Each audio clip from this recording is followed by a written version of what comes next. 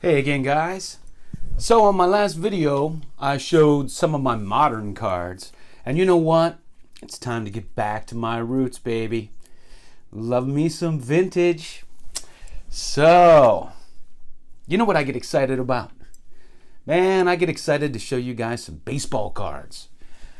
So I showed you the Pee Wee Reese 1953 Bowman the other day. And I thought, wouldn't it be nice if I showed you the rest of the cards that I have from this set? And I wanted to point something out. In 1975, and I guess they weren't distributed until 1976, but there was a set, the SSPC set was distributed. And I guess they were made in 75, distributed in 76. And these cards were meant to mimic these, only they're a regular size. And this is an interesting set. I did a video on it a while back. Interestingly, the guy's son who owned this company is on Facebook, and I chat with him once in a while, so I get a lot of feedback and information on this set. In fact, I'm gonna maybe reach out to him and see if he wants to be interviewed. This set was interesting. They made an all-star set. They made some great set, and they had this regular set that had expanded players, even minor league players. I mean, this thing was ahead of its time. They got shut down because they didn't have the license, so I guess Topps sued them and they got shut down.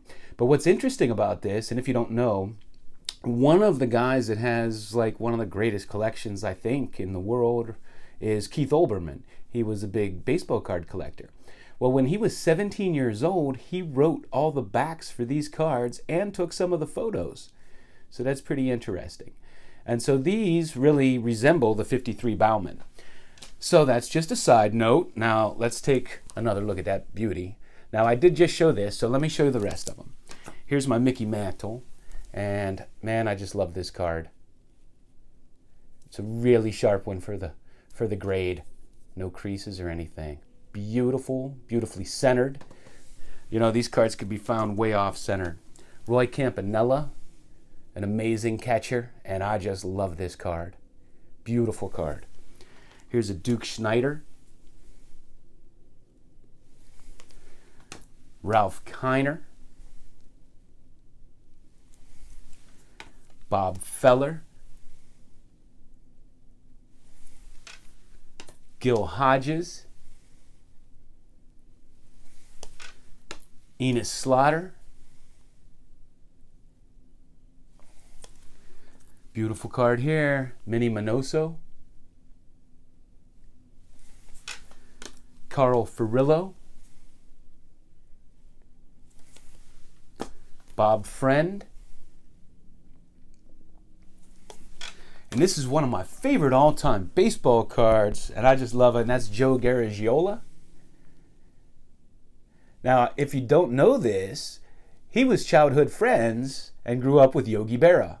And Yogi Berra is the one that talked him into trying out in the pros. And he made it. So they were childhood friends. Billy Lowe's, and this is a great looking card.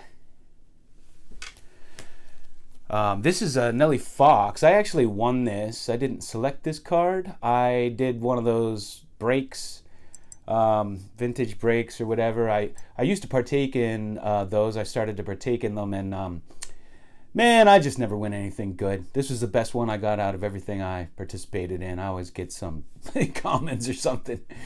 So I wasn't super happy with this from the set, but it is Nellie Fox. It's a great card. I may upgrade it at some point. As you know, I probably mentioned I'm a centering junkie, so this one is a little off center.